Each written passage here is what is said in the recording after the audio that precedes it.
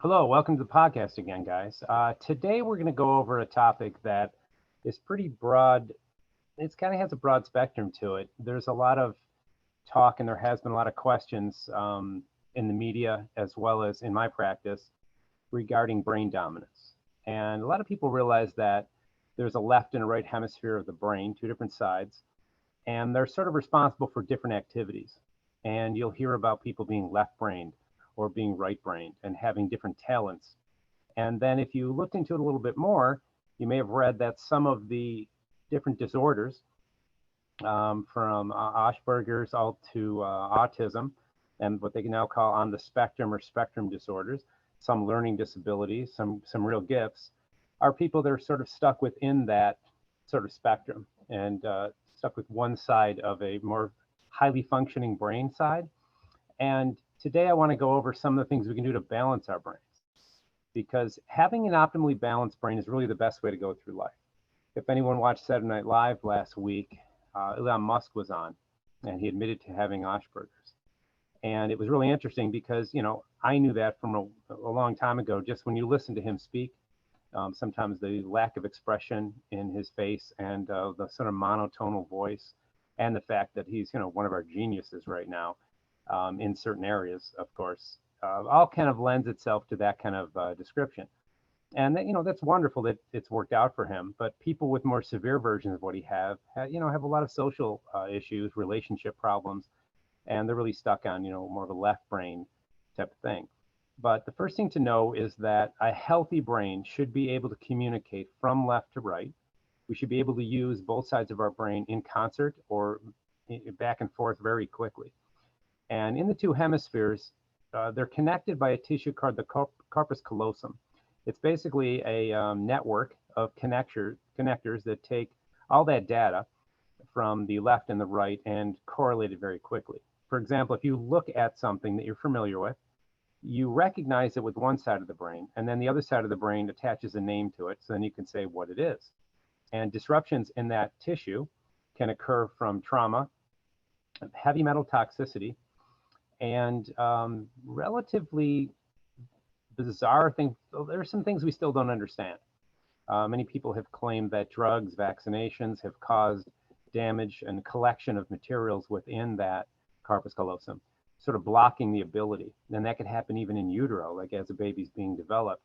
If the mother's in a bit of a heavy metal toxic environment or ingesting various metals, that can cause those conditions. They've even looked at the ink in tattoos to see if there's a correlation between babies, the health of a baby, and in a mom that's been heavily tattooed. So the more and more we look at this, the more and more I see an issue. I see it more in children than ever. Autism rates are going through the roof. If you've checked that lately, I forget what the current stat is.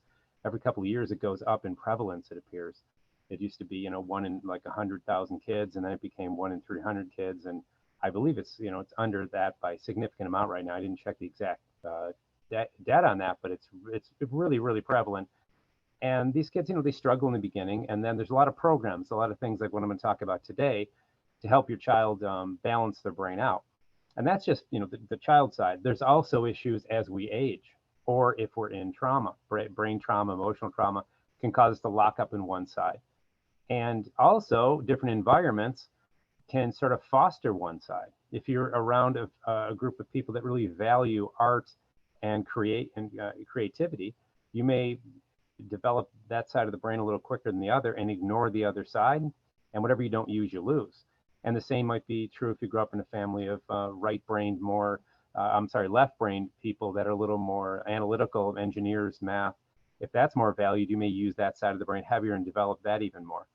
And it's great for a skill set, but you really want to use both sides of the brain to be healthy and to have a full, happy life, because there are different mental disorders that are also associated with a dominance on either side. I don't have any more value for one side than the other. They're both extremely important.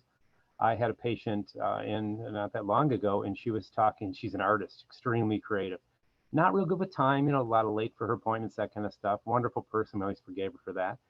And she one time came across a research study where a big corporation, mainly, I might have been Whirlpool, was having trouble coming up with new ideas within their workforce. And they looked at the the interviewing process. And the interviewing process was such a weeding out of creative minds. It was really, it sort of included people that were very left-brained, very math skills, but not necessarily creative. And they realized, we have, unconsciously weeded out people that are creative.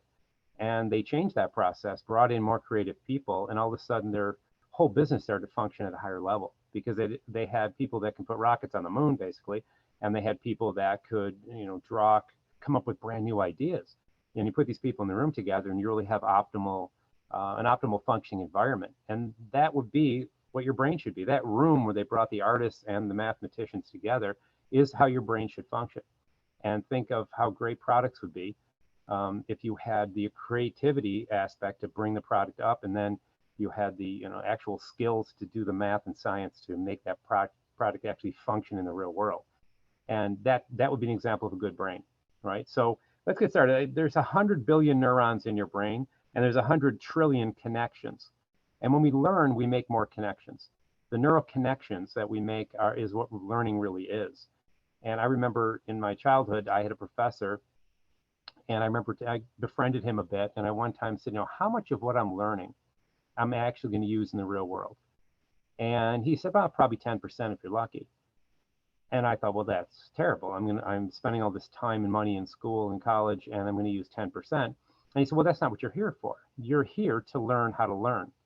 An employer is going to see that you've created you've got a degree, and that you are not only focused enough to finish school, but that you have put yourself through a lot of rigorous thinking of different types. And that's why we have our electives outside of our majors, right? To really develop our brain in all these ways.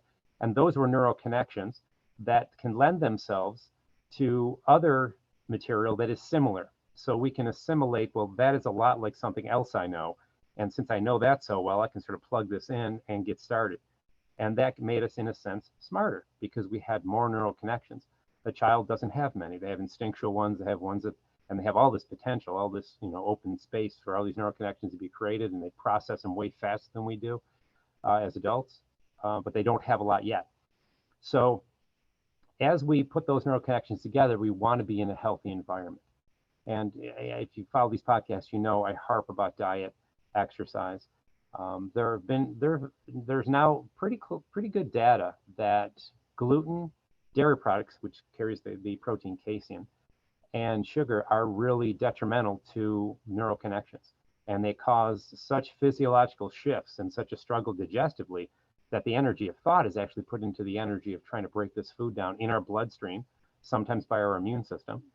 And that causes a lot of exhaustion, distraction, and a diversion of energy that could have been put into thought.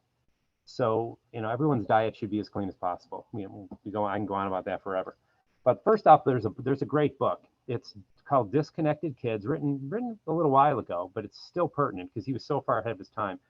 It's Dr. Melillo, and it's Melillo. We'll put it in the links. But Disconnected Kids by Dr. Melillo is a great book for a parent to read to get started in getting their children into like a brain balancing program or a brain balancing concept. It sort of baby steps you through the ideas of what to do. One of the things that I mentioned a second ago is the corpus callosum, right? It's the connector between the hemispheres that allows all that data from the right and the left to correlate, and that heavy metals can get in the way of that. Detoxifying yourself with heavy metals could be a whole nother podcast. I'm not going to get into that today. But in detoxification in general, we mentioned that last podcast. That's going to be a good podcast. But what we want to do right now is basically stimulate both sides of the brain. So when you realize that, let's go over this for a second, that the left brain is math, facts, logic, sequencing, and an analytical brain. And the right brain are more feelings, visualization, imagination, intuition, and artistry and creativity. So if you find yourself really good at one of those two categories, you might want to say, well, that's fine. I could just run with that, but that's going to further your imbalance. So what you want to do is take the other side and stimulate that. One of the ways of doing that in a general sense is a simple hand exercise. So I want to start out by giving you something that it appears kind of simple, but it's actually difficult. And the more you do it, the better you'll get at it, like anything else. But it's a thing where you have to switch sides of your brain. And remember, and simply put, the oldest one in the book, if you remember, I think it was like rub the head, pat the belly, or pat the belly, rub the head, and be able to do those, and then switch hands and be able to do that. And that's it's like a fun parlor trick, and it causes people to a little bit of confusion. But the reason it's confusing and the reason it's kind of difficult and funny to try to do it right is because you're using different connections. You're switching left brain to right brain by using different parts of your body, right? The majority of the right side of your body is controlled by the left side of your brain, and the left side of the body is controlled by the right side of the brain. In the skull, that's not true. Each nostril actually lets air into and stimulates the same side. The head does not switch, but once you get into here, those connections cross in the upper spinal cord and go down the other side. And you'll see that in people that have a stroke. They'll have like one side of their face droops and the other side of their entire body may not function properly. And that means that that brain lesion is on that one side. So one of the things to do is what we call a smell game. And what that is, you take strong smells like lemon, coffee, black pepper, and you blindfold somebody, do it with somebody else, and you have them, not just guess the smells, but smell it, tell you what it is, and then whatever side of the brain is the least functioning. So let's say you're good at math, so you got a good left side brain. You want to wake up the right side. So you'd actually smell it through the right nostril because that's going to create a stimulus to that right side of the brain. And then you do it the other way as well, taking whichever brain is the weakest part or the least dominant, and creating a stimulus. And you can use any kind of strong smells, but the coffee, lemon, and black pepper, are classic ones. Another way of getting involved in this is music. You can look up online and find that there's right and left brain stimulating music. And what you'll oftentimes notice, some of the music you like the most is the music that actually is playing to your strong brain because it's easy, right? It's not irritating because the brain just accepts it because that one's always dominant anyway. It's like if you go to lift something heavy and you're right-handed, you're going to use your right hand. And if you're left-handed, you're going to use your left hand for strength. And the brain's the same way. And so you find it's not just finding music you dislike. It's not that simple. But you find music, when you look it up, that is the other side, and you want to stimulate the weak side of the brain, wake it up. So you play that music, maybe a half hour a day, enough to give yourself, a bit of awakening of that side of the brain. Another simple trick is one foot in front of the other. So we're using our physical body right now to pull into different parts of brain dominance. And what I mean by that is you start walking and you just put one foot in front of the other, like the old song. And by doing that, your body is saying, well, that's strange. I'm approximating midline. For me to put this hand up is one thing, but for me to go over here with it is confusing to the body. And that is a general stimulus for the brain as well. But one foot in front of the other, it is just a difficult coordination game, and it rushes stimuli through that corpus callosum. So it's not taking one brain like the smell game with the plugging of a nostril. It's in general causing the sort of confusion, which is the hand one we'll do now. So the hand one is you clap, you come out of it with a peace sign and bullhorns. And then you clap and you switch it. Peace sign, bullhorns, and then peace sign, bullhorns. See how difficult it is? And then peace sign, bullhorns. You keep switching it back and forth as fast as you can until you do about 20 without any mistakes. And you can try that a couple times a day. So if you try that right now, you're going to see it's actually quite difficult. There are more simple ones, but that's like a midline one that I like to give people. And the harder it is, and you can almost feel your brain struggling to coordinate that. The one foot in front of the other one's not as difficult, but it's in just a basic coordination game. But the hand one is really makes you have to think. And you can slow it down till you get it right and then start speeding it up. And sort of the quicker you can do it, the better you're going to get at it. And as soon as it gets really easy, you really have sort of done with that exercise and you can move on to other ones. I'll put a video, YouTube video in the link with two individuals, two young people that are doing some very difficult brain balancing games. That one's like sort of mid-beginning to give an idea of how difficult they can get. But all that's going to help. Juggling also works. Yoga helps because yoga, once again, is using both sides of the body and you're creating some symmetry. You're not allowing for dominance in yoga, right? If you're right-handed, you don't do just right side strength yoga. You have to do both sides. That doesn't, charge one side of the brain up too much, but it's going to cause that coordination and that ability to try to put those two things together. Crossing the midline can be done with the feet or the hands. Like I was saying a minute ago, you can, these kind of things are the same way. as using the feet.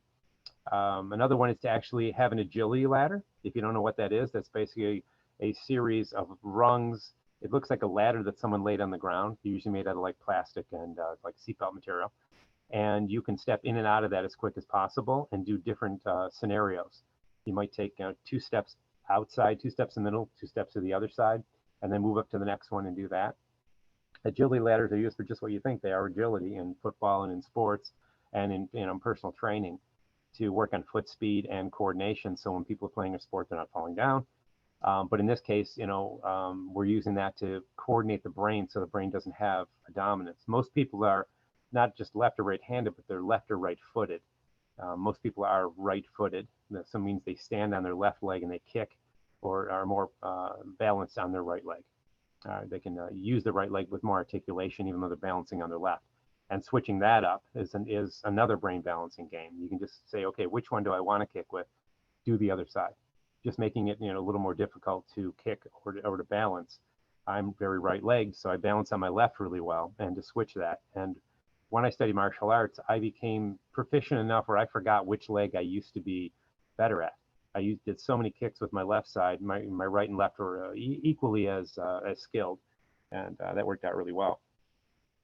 Further tips, they've looked at how exercise affects the brain, and that's 10 podcasts right there. But one of the things they saw, that if you exercise for 120 minutes a week, so you broke that down into whatever days you want to do, but 120 in a week, and you did that in the aerobic zone, so a relatively higher heartbeat, a relatively higher heart rate, that was enough to pump circulation through the different channels of the brain, making sure that at least you're expanding the blood vessels of the brain and causing a good, rich vascular supply.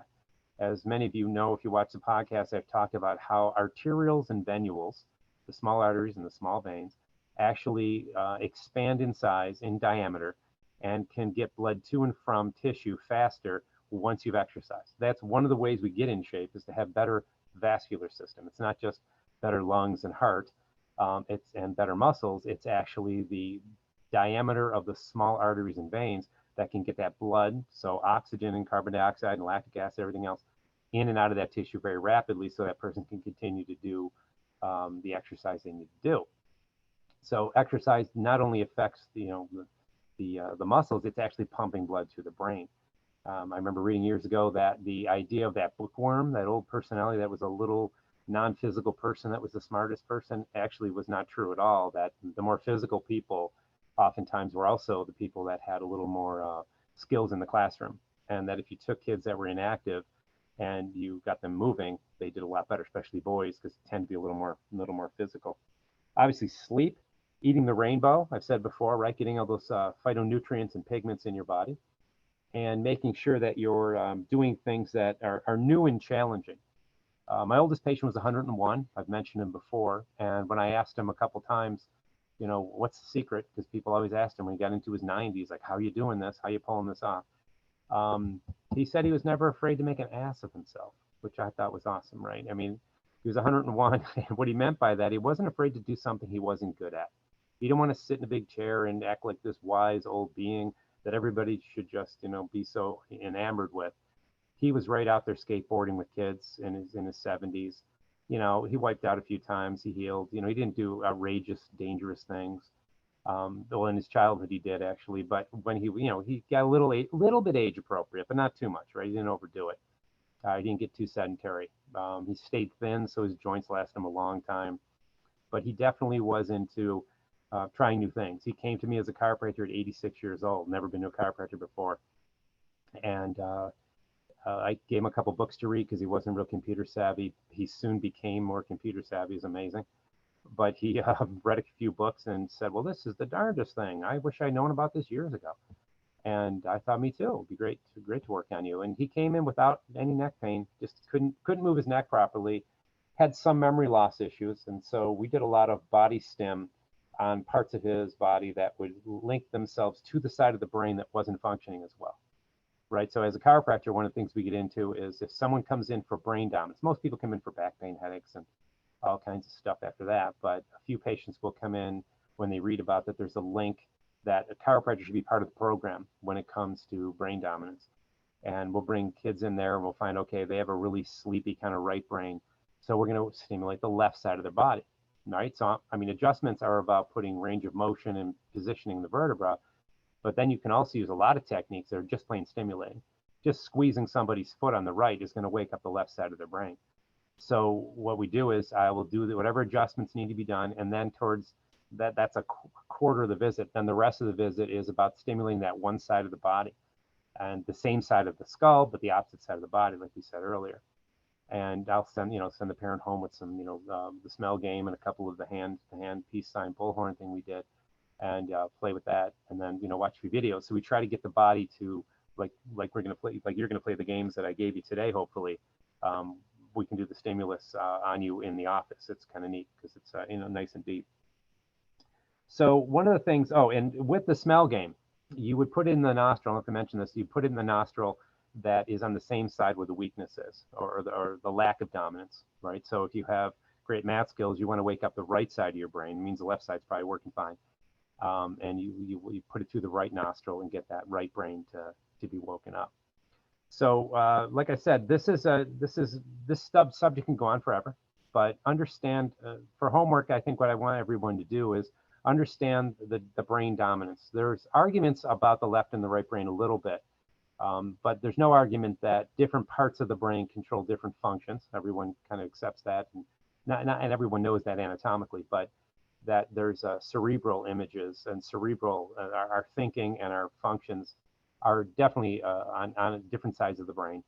And that if we can get that tissue in the middle to be healthy through eating properly, and detoxifying, and looking out where we might be collecting heavy metals, for example, or other pollutants, and getting the proper circulation to the brain through exercise and phytonutrition, right, the right rainbow colors of the food we're eating, I think we're going to get to wake up both sides of the brain.